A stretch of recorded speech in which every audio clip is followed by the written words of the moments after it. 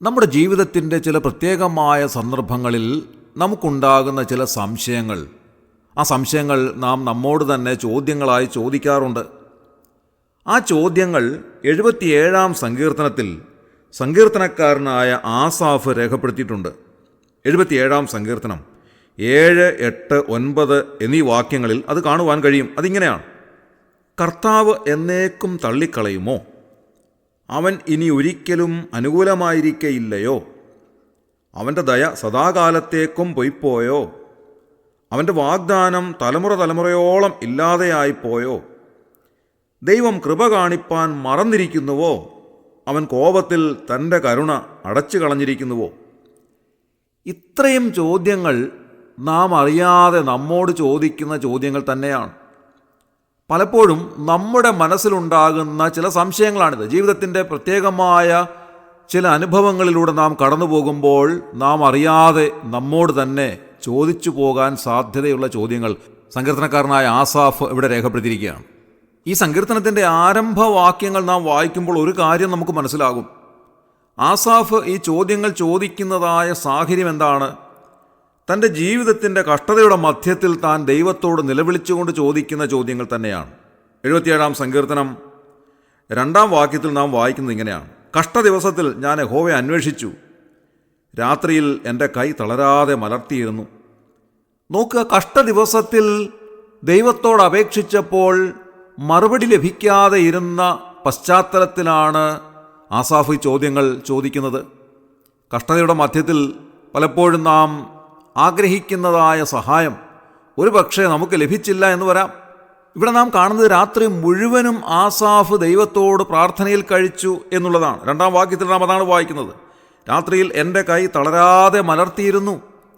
രാത്രി മുഴുവനും താൻ ദൈവത്തോട് പ്രാർത്ഥനയിൽ ചിലവഴിക്കുകയാണ്. കർത്താവേ, ഈ കഷ്ടത ഒന്ന് മാറ്റി തന്നിരുന്നെങ്കിൽ, എൻ്റെ ഈ പ്രയാസകരമായ സാഹചര്യത്തിൽ നിന്ന് എന്നെ ഒന്ന് വിടുവിക്കണമേ എന്ന് താൻ ദൈവസന്നിധിയിൽ രാത്രി മുഴുവനും പ്രാർത്ഥിക്കുന്നതാണ് നമുക്കിവിടെ കാണുവാൻ കഴിയുന്നത്. 4-ാം വാക്യത്തിൽ താൻ പറയുകയാണ്: നീ എൻ്റെ കണ്ണിന് ഉറക്കം തടുത്തിരിക്കുന്നു.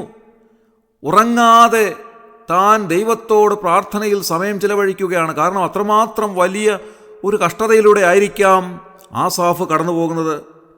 അങ്ങനെ കഷ്ടതയിലൂടെ കടന്നു പോകുമ്പോൾ ഉറക്കം ലഭിക്കാതെ വണ്ണം, മനസ്സിന് ആശ്വാസം കൈക്കൊള്ളാത്ത നിലയിൽ കഷ്ടതയുടെ അനുഭവങ്ങളിലൂടെ കടന്നു പോകുന്ന ആസാഫിനെയാണ് നാം ഇവിടെ കാണുന്നത്.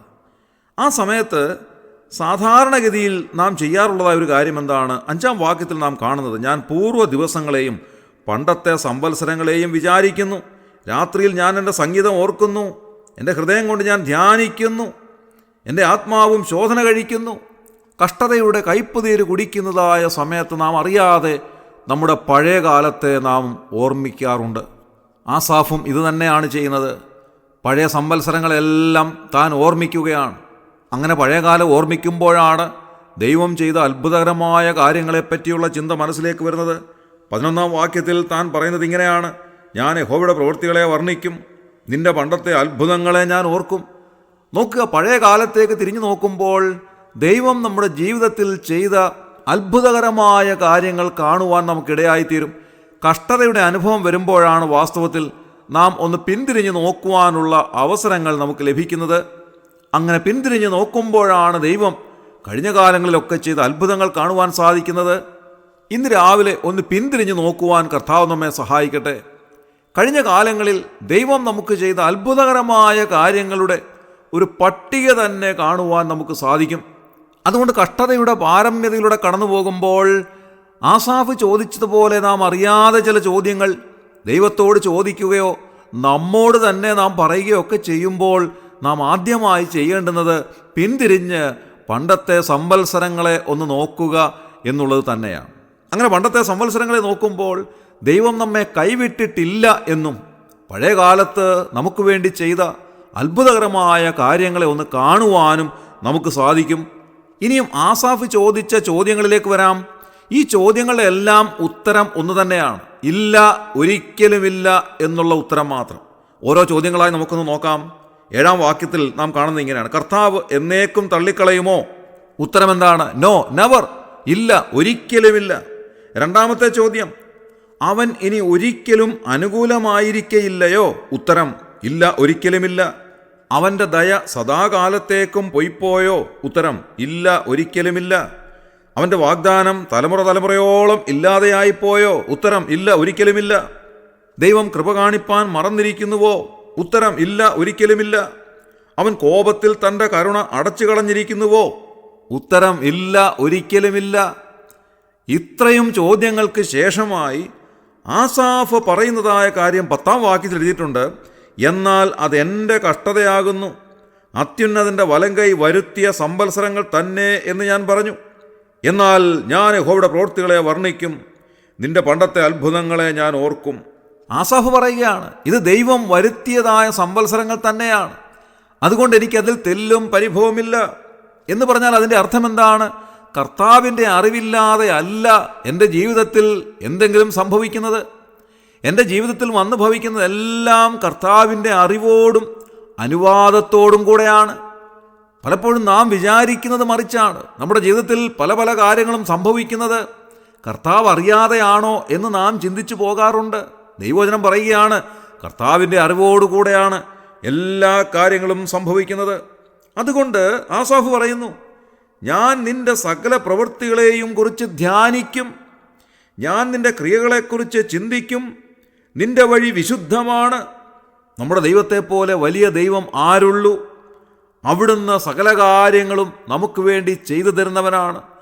നമ്മുടെ തലയിലെ ഒരു തലമുടി നാരിഴ പോലും പൊഴിഞ്ഞു പോകുന്നത് കർത്താവ് അറിയാതെ അല്ല എന്ന് ദൈവവചനം വളരെ സ്പഷ്ടമായി നമ്മോട് പറയുകയാണ്. അതുകൊണ്ട് നമ്മുടെ ജീവിതത്തിൽ വന്നു ഭവിക്കുന്ന എല്ലാ കാര്യങ്ങളും കർത്താവ് അറിയുന്നുണ്ട്. കർത്താവിൻ്റെ അറിവോടുകൂടെ തന്നെയാണ്. ആസാഫ് ചോദിക്കുന്നത് പോലെ ചില ചോദ്യങ്ങൾ നമ്മുടെ മനസ്സിലുണ്ടാവുകയോ സംശയമുണ്ടാവുകയോ ദൈവം സദാകാലത്തേക്കും മറന്നു കളഞ്ഞു എന്നൊക്കെ ചിന്തിക്കുകയോ ചെയ്യുമ്പോൾ നാം ചെയ്യേണ്ടുന്ന ഏറ്റവും പ്രധാനപ്പെട്ട കാര്യം പണ്ടത്തെ കാലങ്ങളിലേക്കൊന്ന് തിരിഞ്ഞു നോക്കിയിട്ട് ദൈവം നമ്മുടെ ജീവിതത്തിൽ ചെയ്തിട്ടുള്ള അത്ഭുതങ്ങളെ കാണുവാൻ ഇടയാകുക എന്നുള്ളത് മാത്രമാണ്.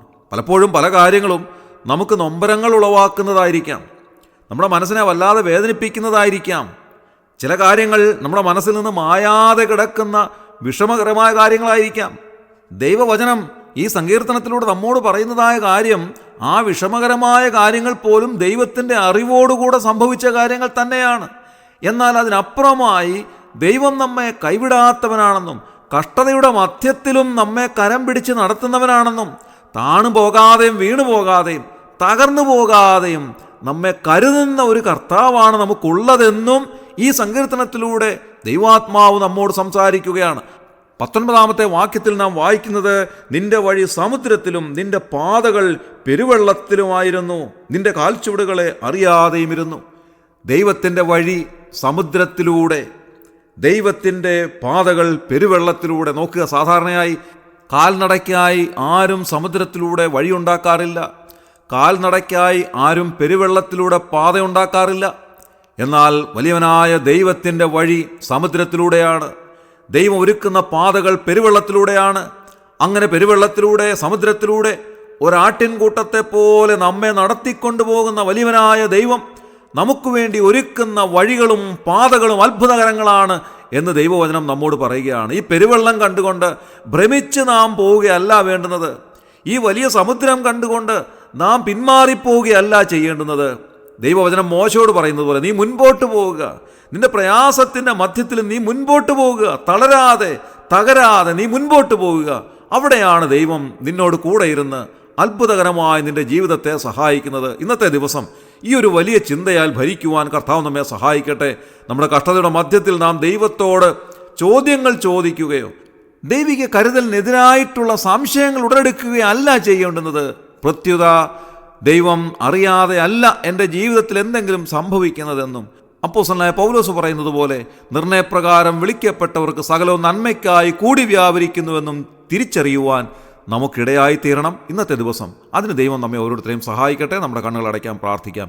ക്രിസ്തുവേശുവിലൂടെ അതിവാത്സല്യമായി ഞങ്ങളെ സ്നേഹിക്കുന്ന സ്വർഗീയ പിതാവാം നല്ല ദൈവമേ, അനുഗ്രഹകരമായ ഈ പ്രഭാതത്തിനായി ഞങ്ങൾ നന്ദിയോടെ സ്തോത്രം ചെയ്യുന്നു. കർത്താവെ, പലപ്പോഴും ഞങ്ങളുടെ കഷ്ടതയുടെ മധ്യത്തിൽ ഞങ്ങൾ അറിയാതെ ദൈവത്തോട് ചോദിച്ചു പോകുന്ന ചില ചോദ്യങ്ങൾ ആസാഫ് രേഖപ്പെടുത്തിയിരിക്കുന്നത് ഇന്ന് രാവിലെ വായിക്കുവാനും ധ്യാനിക്കുവാനും ഞങ്ങളെ സഹായിച്ചതിനായ സ്തോത്രം. കർത്താവെ, പലപ്പോഴും ഞങ്ങൾ അറിയാതെ ഇങ്ങനെ ചോദിച്ചിട്ടുണ്ടെന്നാൽ ഈ ചോദ്യങ്ങളുടെ എല്ലാം ഉത്തരം ഞങ്ങൾക്ക് അവിടുന്ന് തന്നെ നൽകി തരുന്നതിനായി സ്തോത്രം ചെയ്യുന്നു. ഞങ്ങളെ അവിടുന്ന് സദാകാലത്തേക്കും കൈവെടിയുന്നില്ല എന്നും ഞങ്ങളെ അവിടുന്ന് മറന്നു കളഞ്ഞിട്ടില്ല എന്നും ഞങ്ങളുടെ കഷ്ടതയിലൂടെ ഞങ്ങൾ കടന്നു പോകുമ്പോഴും ഞങ്ങളുടെ കരം അവിടുന്ന് പിടിച്ചിരിക്കുന്നു എന്നും ഞങ്ങളെ ബോധ്യപ്പെടുത്തി തന്നതിനായി ഞങ്ങൾ നന്ദിയോടെ സ്തോത്രം ചെയ്യുന്നു. അവിടുത്തെ വചനം ഞങ്ങളെ ജീവിപ്പിക്കുന്ന വചനമാകിയാൽ ഞങ്ങൾ നന്ദിയോടെ സ്തുതിക്കുന്നു. കർത്താവേ, അവിടുത്തെ വഴികൾ ഞങ്ങളുടെ വഴികളിൽ ഉന്നതമായിരിക്കാൽ ഞങ്ങൾ നന്ദി പറയുന്നു. അവിടുത്തെ വിചാരങ്ങൾ ഞങ്ങളുടെ വിചാരങ്ങളെക്കാൾ ഉന്നതമായിരിക്കാൽ ഞങ്ങൾ നന്ദിയോടെ സ്തോത്രം ചെയ്യുന്നു. പെരുവെള്ളത്തിലൂടെയും സമുദ്രത്തിലൂടെയും ഞങ്ങൾക്ക് വേണ്ടി പാതയൊരുക്കുന്ന, ഞങ്ങളെ ഉണങ്ങിയ നിലത്തൂടെ എന്ന പോലെ കരം പിടിച്ച് നടത്തുന്ന അവിടുത്തെ അത്ഭുതകരമായ പരിപാലനത്തിനായി ഞങ്ങൾ നന്ദിയോടെ സ്തോത്രം ചെയ്യുന്നു. ഈ ശുശ്രൂഷയെ സംബന്ധിച്ച് എല്ലാവരെയും അവിടെ അനുഗ്രഹിക്കണമേ. അവരുടെ കഷ്ടതയുടെ മധ്യത്തിലും കർത്താവെ, ധൈര്യത്തോടെ ജീവിപ്പാൻ അവരെ സഹായിക്കണമേ. ഏതൊരു പ്രതിസന്ധിയെ നേരിടുവാനുള്ളതായ ആത്മീയവും ശാരീരികവുമായ ബലം അവർക്ക് നൽകി അവരെ സഹായിച്ചാട്ടെ. ഞങ്ങളുടെ പ്രാർത്ഥന കേട്ടതിനായി സ്തോത്രം. ഞങ്ങളുടെ കർത്താവിന്റെ രക്ഷിതാവുമായ യേശു ക്രിസ്തുവിൻ്റെ വിലയേറിയ നാമത്തിൽ തന്നെ. ആമേൻ.